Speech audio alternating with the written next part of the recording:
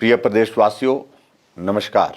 75वें स्वतंत्रता दिवस के पावन अवसर पर आप सबको बहुत बहुत बधाई और ढेर सारी शुभकामनाएं। आप जानते हैं, हम आज़ादी का अमृत महोत्सव मना रहे हैं। हम सभी सौभाग्यशाली हैं कि हम आज़ाद भारत के इस ऐतिहासिक कालखंड के साक्षी बन रहे हैं। देश के माननीय प्रधानमंत्री श्री नरेंद्र मोदी जी ने इसी वर्ष अमृत महोत्सव का शुभारंभ किया। देश की आज़ादी असंख्य संघर्ष और असंख्य बलिदानों का परिणाम है। मैं देश के स्वाधीनता संग्राम में प्राणों की आहुति देने वाली महान विभूतियों को आदरपूर्वक नमन करता हूँ। आज़ादी के बाद भी जिन्होंने मातृभूमि की रक्षा की परंपरा को जीवित रखा, देश की रक्षा के लिए सर्वोच्च बलिदान दिए और शहीद हो गए, तथा जिन पुण्य आत्माओं ने देश व प्रदेश के पुनर्निर्माण में प्रगति की एक एक ईंट रखी, उन सभी के चरणों में मेरा प्रणाम। देश की आज़ादी के लिए सभी स्वाधीनता आंदोलन में भागीदार बने। हमारा प्रदेश भी स्वाधीनता आंदोलन में शामिल था। भौगोलिक दृष्टि से भले ही हिमाचल देश का एक छोटा सा पहाड़ी राज्य है, लेकिन कुर्बानियाँ देने में प्रदेश के रणबांकुरे पीछे नहीं रहे। आज़ादी के यज्ञ में हिमाचल के स्वतंत्रता सेनानियों ने भी बढ़ चढ़कर आहुति डाली। जुल्म सितम सहे लेकिन झुके नहीं। पहाड़ जैसी मजबूत और पहाड़ जैसा हौसला दिखाया। आज़ादी की लड़ाई में हिमाचल का योगदान स्वर्ण अक्षरों में अंकित है। मैं उन पुरोधाओं तथा उन बहादुर स्वतंत्रता सेनानियों को शत शत नमन करता हूँ। देवभूमि हिमाचल की पहचान वीरभूमि के रूप में भी है। आज़ादी हासिल करने से लेकर आज़ादी बरकरार रखने के लिए जितने भी संघर्ष हुए, जितनी बार दुश्मन ने भारत माँ की तरफ आंख उठाकर देखा, हमारे हिमाचल के वीर सपूतों ने अपनी बहादुरी और फौलादी इरादों से दुश्मन के नापाक इरादों को मिट्टी में मिला दिया। हमेशा शौर्य की नई गाथा रची। हमें इस बात का गर्व है कि देश का पहला परमवीर चक्र हिमाचल के वीर सपूत मेजर सोमनाथ शर्मा को अपने सर्वोच्च बलिदान के लिए प्राप्त हुआ था।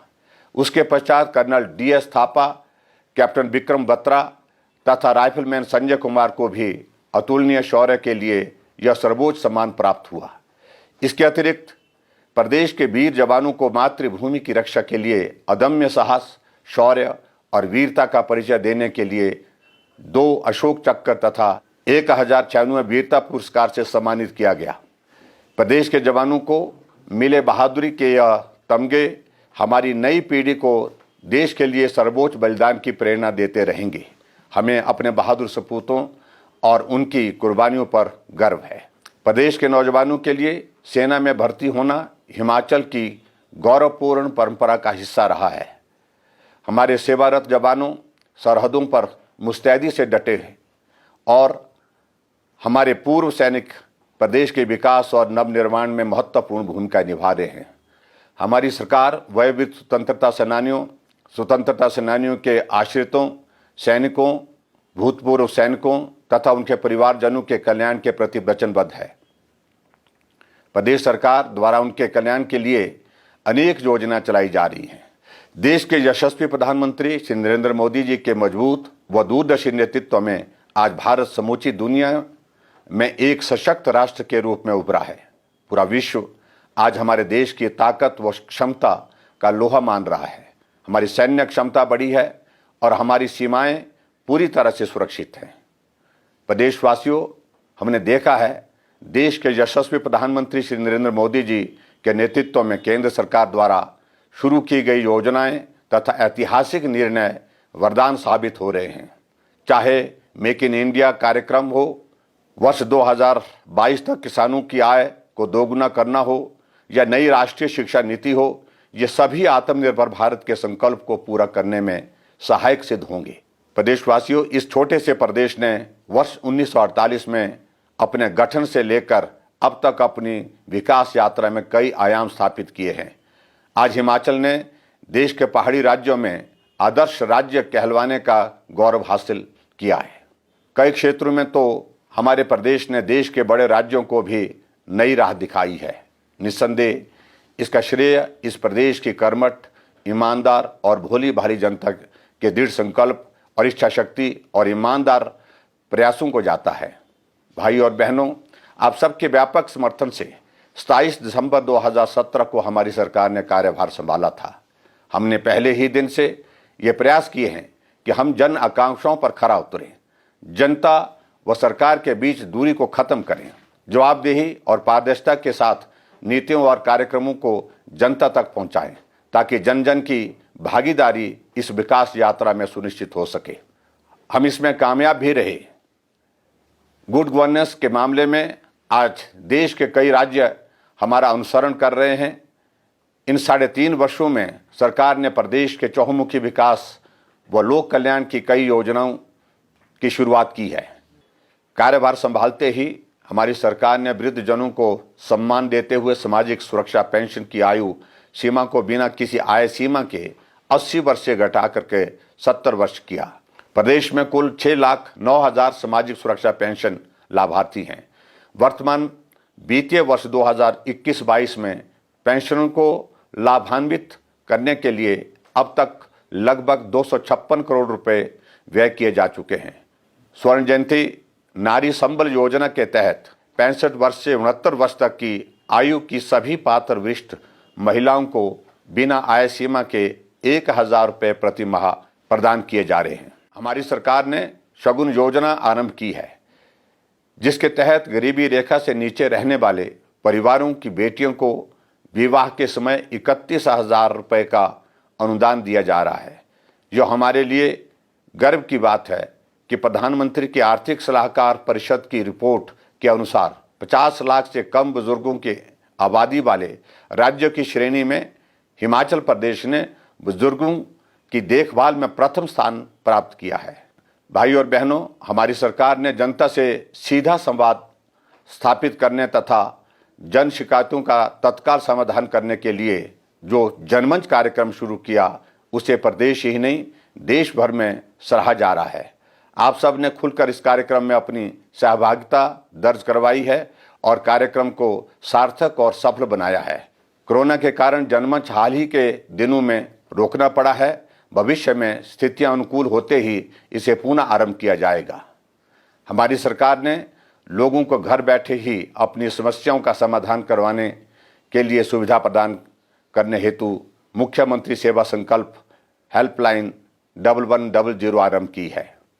यह हेल्पलाइन लोगों की समस्याओं के निवारण के लिए कारगर साबित हो रही है। अब तक 2,48,000 शिकायतें प्राप्त हुई हैं, जिनमें से अधिकतर शिकायतों का निवारण किया जा चुका है। प्रदेशवासियों, ग्रामीण जीवन से जुड़े सुख दुख से मेरा गहरा नाता रहा है।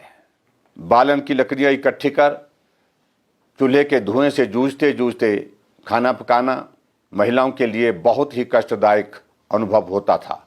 हमारी सरकार ने हिमाचल गृहिणी सुविधा योजना की शुरुआत की। इस योजना के तहत अब तक 3,17,000 से अधिक परिवारों को निःशुल्क गैस कनेक्शन उपलब्ध करवाए जा चुके हैं, जिस पर लगभग 116 करोड़ रुपए व्यय हुए हैं। यही नहीं, हमने प्रधानमंत्री उज्ज्वला योजना के अंतर्गत भी 1,36,000 से अधिक परिवारों को निःशुल्क गैस कनेक्शन उपलब्ध करवाए हैं। इन योजनाओं से न केवल महिलाओं को चूल्हे के धुएं से मुक्ति मिली है, बल्कि पर्यावरण का संरक्षण भी हुआ है। भाई और बहनों, प्रदेश के लोगों को बेहतर स्वास्थ्य सुविधाएं उपलब्ध करवाना हमारी सरकार की प्राथमिकता है। हमारी सरकार ने हिमकेयर योजना शुरू की है, जिसके तहत लोगोगों को स्वास्थ्य कवर प्रदान किया जा रहा है। इस योजना के अंतर्गत अब तक 5 लाख से अधिक परिवारों ने पंजीकरण करवाया है तथा 1,72,000 लोगों ने निःशुल्क इलाज करवाया है, जिस पर कुल 161 करोड़ रुपए व्यय किए जा चुके हैं। हमारी सरकार द्वारा गंभीर बीमारियों से पीड़ित आर्थिक रूप से कमजोर मरीजों को आर्थिक सहायता प्रदान करने हेतु सहारा योजना चलाई जा रही है। इस योजना के तहत अब तक 14,000 से अधिक लाभार्थियों को लगभग 31 करोड़ रुपए की सहायता राशि वितरित की जा चुकी है। भाई और बहनों, युवा शक्ति किसी भी राष्ट्र की ताकत होती है। हमारी सरकार युवाओं के कल्याण व उनके सुरक्षित भविष्य के लिए संजीदा प्रयास कर रही है। बीते 3.5 वर्षों में हम प्रदेश के युवाओं के लिए रोजगार के अनेकों अवसर पैदा कर पाए हैं। युवाओं को स्वावलंबी बनाने के लिए हमने मुख्यमंत्री स्वावलंबन योजना चलाई है ताकि वे रोजगार के पीछे न भागकर रोजगार प्रदाता बने। हमें खुशी है कि यह योजना बहुत लोकप्रिय हुई है तथा युवा इस योजना का लाभ उठाकर आत्मनिर्भर बन रहे हैं। इस योजना के तहत अब तक 1903 परियोजनाएं क्रियान्वित कर 6000 लोगों को रोजगार प्रदान किया गया है तथा कुल 122 करोड़ रुपए का उपदान दिया गया है। मुख्यमंत्री स्टार्टअप योजना के तहत 10 करोड़ 43 लाख रुपए व्यय कर 154 स्टार्टअप तथा 11 इंक्यूबेशन केंद्रों को लाभ प्रदान किया गया है। प्यारे प्रदेशवासियों, राज्य में पहली औद्योगिक क्रांति की शुरुआत करने का श्रेय देश के तत्कालीन प्रधानमंत्री स्वर्गीय श्री अटल बिहारी वाजपेयी जी को जाता है, जिन्होंने 2003 में राज्य में निवेशकों के लिए 10 साल का कर अवकाश प्रदान किया था। इसके परिणाम स्वरूप आज हमारा प्रदेश फार्मा, सीमेंट, टेक्सटाइल आदि के निर्माण के मुख्य केंद्र के रूप में उभरा है। हिमाचल प्रदेश एशिया का सबसे बड़ा फार्मा हब बन गया है। हमारी सरकार ने प्रदेश में औद्योगिक तथा निवेश को बढ़ावा देने के उद्देश्य से वर्ष 2019 में राज्य में पहली बार ग्लोबल इन्वेस्टर्स मीट का आयोजन किया, जिसमें विभिन्न देशों के निवेशकों ने भाग लिया। इस इन्वेस्टर मीट में हमारे देश के यशस्वी प्रधानमंत्री नरेंद्र भाई मोदी जी ने आकर के हम सब का मान बढ़ाया था। आयोजन के दौरान हमारी सरकार ने 96,000 करोड़ रुपए के प्रस्तावित निवेश के लिए 703 समझौता ज्ञापनों पर हस्ताक्षर किए।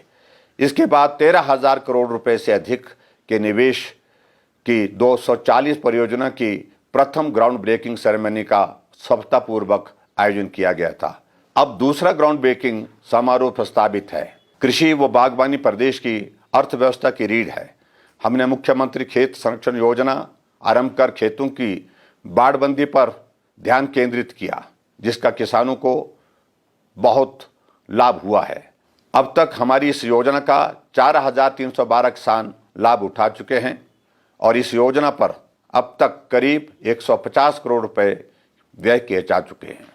प्राकृतिक खेती को प्रोत्साहित करने के लिए हमारी सरकार ने प्राकृतिक खेती खुशहाल किसान योजना की शुरुआत की।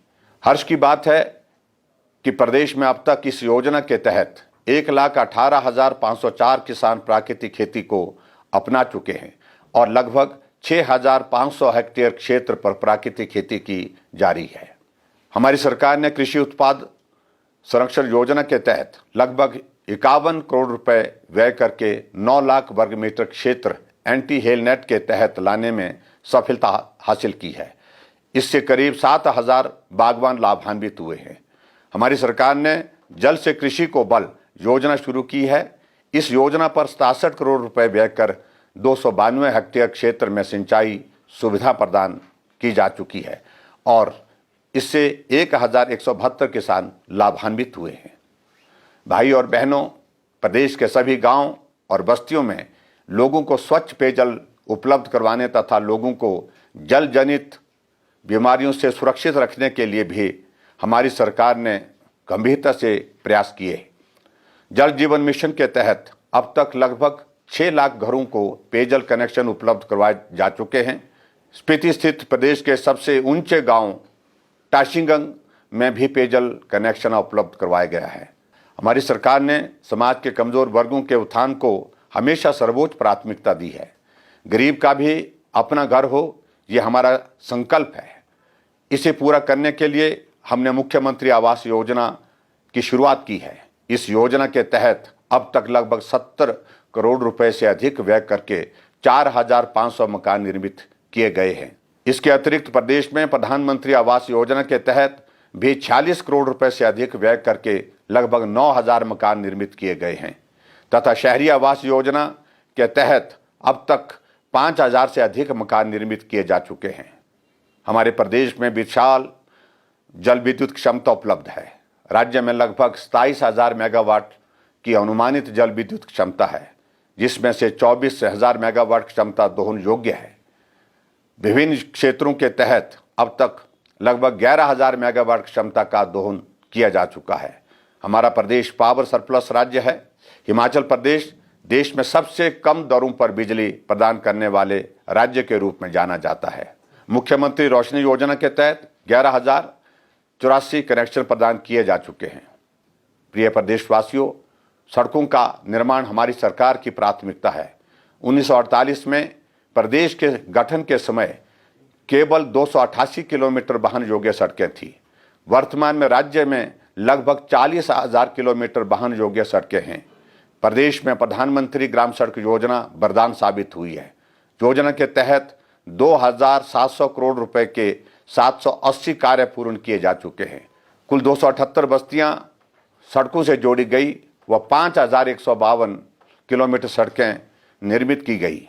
वर्ष 2021 में 1,061 करोड़ रुपए व्यय कर लगभग 2,000 किलोमीटर सड़कें तथा 7 पुल निर्मित किए गए, जो कि एक रिकॉर्ड है। सितंबर 2020 में विश्व बैंक पोषित 800 करोड़ रुपए की लागत से हिमाचल प्रदेश राज्य सड़क सुधार परियोजना के लिए प्रदेश सरकार द्वारा भारत सरकार तथा विश्व बैंक के साथ समझौते पर हस्ताक्षर किए गए हैं।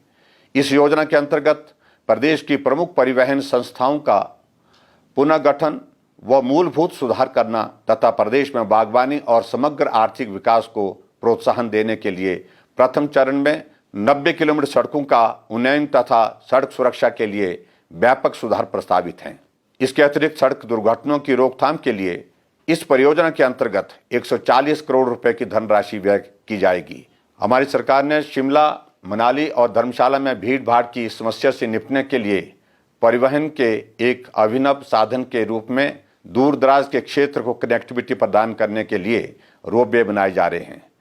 जिला कांगड़ा में धर्मशाला मकलोडगंज रोपवे का कार्य लगभग पूरा होने के करीब है और यह बहुत शीघ्र शुरू हो जाएगा। मंडी जिले में बगलामुखी रोपवे तथा शिकावरी से बानाधार रोपवे का कार्य बहुत जल्द शुरू होगा। कुल्लू जिला में रोहतांग और बिजली महादेव, जिला कांगड़ा में पालमपुर छुंजा, जिला चंबा में भरमौर से भरवानी माता एवं जिला शिमला में नारकंड से हाटू पीक रोपवे का कार्य भी जल्दी शुरू होगा। भाई और बहनों, हमारा प्रदेश प्राकृतिक खूबसूरती के लिए जाना जाता है और यह देश विदेश में पर्यटकों का पसंदीदा गंतव्य है। हमारी सरकार प्रदेश में पर्यटन को प्रोत्साहन देने के लिए विभिन्न योजनाएं चला रही है। नई राहें नई मंजिलें योजना के तहत 200 करोड़ रुपए स्वीकृत किए गए हैं। इस योजना के तहत कांगड़ा के बीड व्हीलिंग को पैराग्लाइडिंग गंतव्य, शिमला की चांशल घाटी को स्की गंतव्य तथा मंडी के जंजैहली को इको पर्यटन गंतव्य के रूप में विकसित किया जा रहा है। इसके अतिरिक्त मंडी जिले के कांगनीधार में एक भव्य शिव धाम का निर्माण किया जा रहा है। भाई और बहनों, अपने संकल्प और अपनी इच्छा शक्ति और मेहनत से हम जन कल्याण की राह पर आगे बढ़ रहे हैं। सीमित आर्थिक संसाधनों के बावजूद हमने अपने संकल्प और केंद्र सरकार के पूरे सहयोग से विकास को तेजी से आगे बढ़ाया है। समाज के हर वर्ग और प्रदेश के हर क्षेत्र के संतुलित विकास के लिए हमारी सरकार कृत संकल्प है। मैं प्रधानमंत्री श्री नरेंद्र मोदी जी के नेतृत्व में केंद्र सरकार द्वारा प्रदेश को दिए जा रही उदार सहायता के लिए उनका आभार व्यक्त करता हूँ। प्रिय प्रदेशवासियों, वर्ष 2020 से पूरी दुनिया कोविड-19 महामारी से जूझ रही है। प्रधानमंत्री श्री नरेंद्र मोदी जी द्वारा समय पर उठाए गए प्रभावी कदम देश के नागरिकों के लिए जीवन रक्षक साबित हुए।